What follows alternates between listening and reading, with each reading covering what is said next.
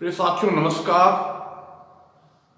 दोलनी ब्रह्मांड की चर्चा हम करते रहे हैं और आगे भी करते रहेंगे, इसको जारी रखेंगे। इस चर्चा में हम बताते रहे हैं कि हमारे आसपास की चीज़ें कैसे व्यवहार करती हैं। हमारे आसपास के वस्तुएं, चाहे वो जीवित हो, लिविंग्स हो, चाहे नॉन लिविंग्स हो, सजीव निर्जीव हो, सभी उनका व्यवहार कैसा होता है, उनकी हैबिट्स में क्या है, उनकी आदतों में क्या है, उनकी प्रकृति कैसी है, उनका नेचर कैसा है और किस तरह से वो अपने ऊर्जा को, अपनी ताकत को, अपनी शक्ति को बचाने के लिए क्या तरीका अपनाते हैं, किस तरह से वो अपनी हैबिट्स के द्वारा, अपने शरीर के अंगों के द्वारा ये दर्शाते हैं। हम जैसा कि चर्चा करते रहते हैं कि प्रकृति की प्रत्येक वस्तु ट्विस्ट होती है, टाइट होती है, मरोड़ी जाती है, निचोड़ी जाती है। सभी लिविंग्स और नॉन लिविंग्स, सजीव और निर्जीव, चेतन अचेतन, सभी वस्तुएं, जड़ चेतन, सभी उनका नेचर ऐसा होता है कि वो अपने आप को कसती है, अपने को एक स्प्रिंग की तरह टाइट करती है, अपने आप को ट्विस्ट करती है, अपने आप को कसती है। ऐसा क्यों होता है? ये गुण कहाँ से आया? इस ट्विस्टिंग के पीछे पूरी कहानी क्या है? कहाँ से ये लंबी यात्रा ट्विस्टिंग की आखिर हमारे इस पृथ्वी ग्रह पर आई? हम अपने आसपास देखते हैं, मनुष्यों को देखते हैं, मानव को देखते हैं, उसके शरीर में, उसके डीएनए में, उसके मॉलिक्यूल्स में, उसके बायोकेमिकल जो उसका इवोल्यूशन हुआ उसी में, हमारे डीएनए में, हमारे रग रग में, हमारे कण कण में ट्विस्टिंग और टाइटनिंग का ये गुण विद्यमान है। ये कसने और ढीला होने का, ट्विस्ट और टाइट होने का, कसने और ढीले होने का गुण हर जगह मौजूद है। ये हमारे ग्रह के वायुमंडल में भी है, हवाओं में भी है, जलमंडल में भी है, महासागरों के पानी में भी है। सभी जल, थल और वायु, सभी में, नभ में ये ट्विस्टिंग का व्यवहार सभी जगह पाया जाता है।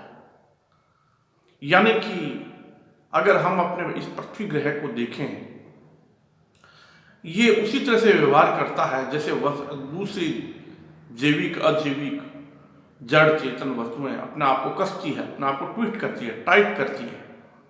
इसी तरह से हमारा ये पृथ्वी भी ट्विस्ट होता है, टाइट होता है।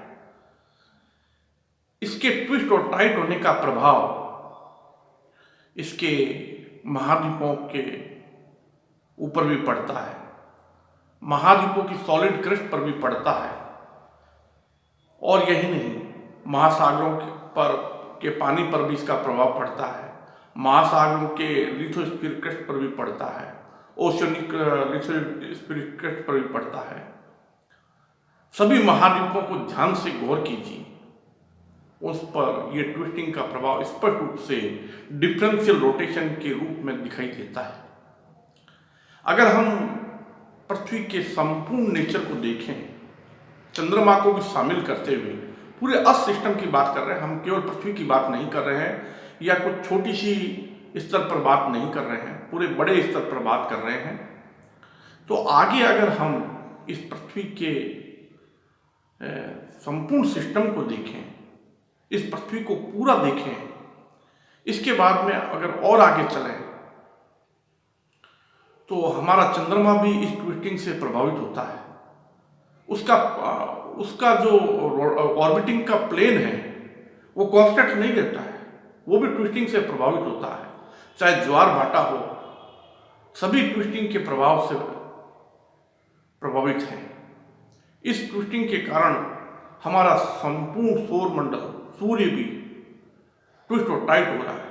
सभी गैस दानव ग्रह, सभी रॉकी ग्रह, चाहे बृहस्पति हो, शनि हो, यूरेनस, नेपच्यून हो, दूसरे ग्रह हो, रॉकी ग्रह हो, उनके कुछ चंद्रमा भी हो, वो भी ट्विस्ट टाइट होते हैं। इसी प्रकार से हमारा सूर्य भी ट्विस्ट टाइट होता है। इस प्रकार से हम सौर मंडल से बाहर निकले हैं तो दूसरे तारामंडल भी ट्विस्ट टाइट होते हैं, नेबुलाएं ट्विस्ट होती है, टाइट होती है।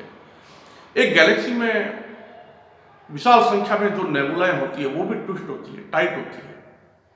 हमारे मिल्की वे गैलेक्सी भी ट्विस्ट टाइट हो रही है। इस तरह से अनेक गैलेक्सियां, अनेक नेबुलाएं, अनेक तारे, ब्लैक होल सभी ट्विस्ट टाइट हो रहे हैं। इस तरह से हम अपने आसपास की चीजों को देखने के आधार पर, हमारे सौर मंडल को देखने के आधार पर ये भी कहते हैं कि ये ब्रह्मांड भी ट्विस्ट होता है, टाइट होता है, एक स्प्रिंग की तरह कसता है, अपने आप को बेंड करता है।